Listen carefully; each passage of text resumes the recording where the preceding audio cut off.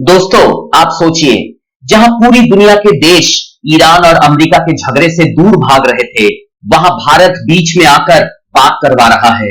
ये वो ताकत है जो हथियारों से नहीं, बल्कि विश्वसनीयता से आती है। दुनिया की सबसे घातक जगह, जहां भीषण युद्ध के वजह से दुनिया की टांगें कांप रही है, परमाणु बॉम्ब का डर हर वक्त सता रहा है, उस जगह पर अचानक सन्नाटा छा गया।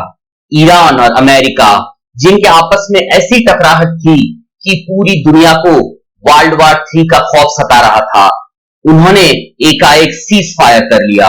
और सीज फायर करते ही क्या हुआ? अमेरिका के राष्ट्रपति डोनाल्ड ट्रंप ने सीधे अपने फोन पर नंबर मिलाया, और वो नंबर था हमारे प्रधानमंत्री नरेंद्र मोदी का।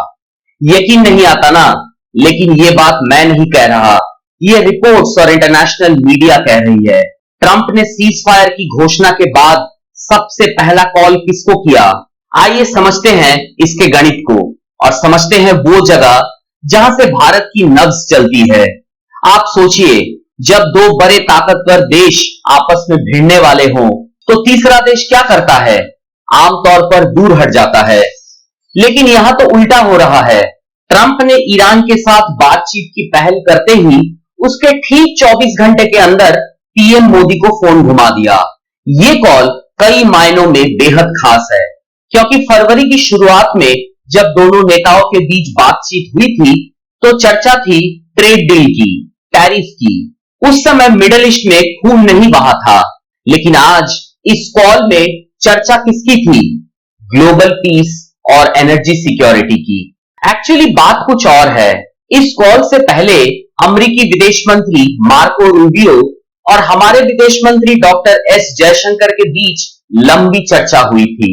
यानी पहले मंत्री स्तर पर ग्राउंड तैयार किया गया, फिर बॉस लेवल पर बात हुई। यही बताता है कि ट्रंप प्रशासन इस मामले में भारत को कितना अहम मान रहा है। अब सवाल है, आखिर किस मुद्दे पर इतनी हाई लेवल की मीटिंग हुई? क्या बात है जो अमेरिका को भारत के पास ले आई? जवाब है स्ट्रेट ऑफ हॉर्मस। देखिए, ये है हॉर्मस की खाड़ी। मैप पर आप देखेंगे तो ये एकदम छोटा सा रास्ता लगता है, पानी की तरह पतली सी पट्टी।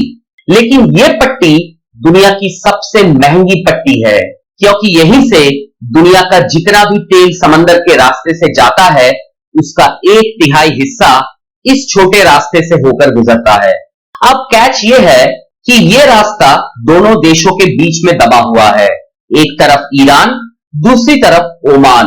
और ईरान ने पिछले कुछ समय में इस रास्ते पर चॉक होल्ड बना दिया था। मतलब उसने तेल के टैंकरों को पकड़ना शुरू कर दिया था, उन पर हमले किए थे, ठीक उसी तरह जैसे कोई चोर रास्ता रोक लेता है।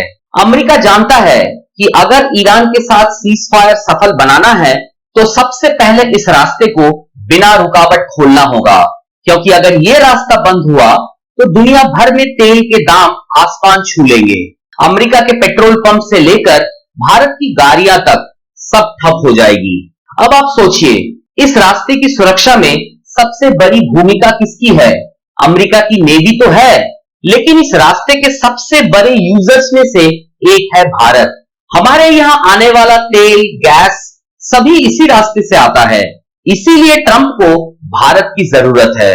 भारत को बिना गेम में लाए नहीं चलेगा। अब रुकिए और सोचिए, एक तरफ अमेरिका है जो ईरान पर दबाव बना रहा है, दूसरी तरफ ईरान है जिसकी जेब में हॉर्मस की चाबी है, और बीच में है भारत, जिसे दोनों से रिश्ते निभाने हैं और तेल भी सस्ता चाहिए। अब आप ही बताइए, ये वो मुकाम है जहां हथियार नहीं बल्कि कूटनीति तय करती है कि किसकी जेब पहले खाली होगी। ट्रंप ने भारत को मीडिएटर बनाया है, यानी वो चाहते हैं कि मोदी जाकर ईरान से बात करे, क्योंकि भारत का ईरान से भी पुराना रिश्ता है, चाहे चाबहार पोर्ट हो या बिजनेस। अगर भारत सफल हुआ तो भारत की ग्लोबल डिप्लोमेसी की ताकत सबको दिख जाएगी। अमेरिका भी खुश, ईरान भी खुश। भारत एनर्जी सिक्योरिटी में मास्टर स्ट्रोक खेल जाएगा। लेकिन अगर ऐसा नहीं हुआ तो अमेरिका को खुद ही सैन्य कार्रवाई करनी पड़ सकती है, और अगर हॉर्मस बंद हुआ तो भारत का महंगाई का ग्राफ सीधा ऊपर चला जाएगा। मतलब हमारी जेब पर सीधा असर। अब यहां पर कुछ लोग कह रहे हैं, अरे भाई अमेरिका ने भारत को बीच में धकेल दिया, अब भारत फंस जाएगा। कुछ लोग कह रहे हैं भारत अमेरिका का सिपाही बन गया। लेकिन सच्चाई यह है कि भारत ने ना तो ईरान के खिलाफ कोई भड़काने वाला बयान दिया, ना ही अमेरिका की तरफ झुका। भारत ने सीधा कहा, हमें सिर्फ शांति चाहिए और हॉर्मस को खुला रखना चाहिए। यह बात मैं नहीं कह रहा, यह ट्रंप की कूटनीति बता रही है। डोनाल्ड ट्रंप जानते हैं कि अगर वो ईरान पर हमला करेंगे तो ईरान सबसे पहला वार हॉर्मस पर करेगा और उस वार का सबसे बड़ा झटका अमेरिका से ज्यादा भारत को लगेगा। इसीलिए ट्रंप को भारत का साथ चाहिए। भारत को किसी का सिपाही बनने की जरूरत नहीं है। तो आखिर इस पूरे घटनाक्रम का भविष्य क्या है? ट्रंप ने ईरान से सीज फायर कर लिया, लेकिन सीज फायर का मतलब दोस्ती नहीं है, यह सिर्फ टाइम आउट है। असली टेस्ट अब आगे होगा। ट्रंप ने पीएम मोदी को इसीलिए फोन किया क्योंकि वो चाहते हैं कि भारत इस टाइम आउट को परमानेंट पीस में बदलने में मदद करे। अगर ये हो गया तो भारत की विदेश नीति के लिए ये गेम चेंजर होगा। तो अगली बार जब आप पेट्रोल पंप पर पेट्रोल का रेट देखते हैं तो याद रखिएगा, उस रेट के पीछे दिल्ली और वाशिंगटन के बीच हुई फोन कॉल्स का गणित छिपा हुआ है।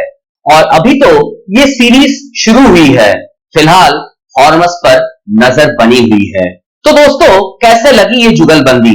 क्या भारत इस जंग को रोक पाएगा? हमें कमेंट्स में जरूर बताइए। अगर वीडियो पसंद आया तो वीडियो को लाइक और चैनल में पहली बार आए हैं तो चैनल को सब्सक्राइब जरूर कीजिएगा। वीडियो देखने के लिए धन्यवाद।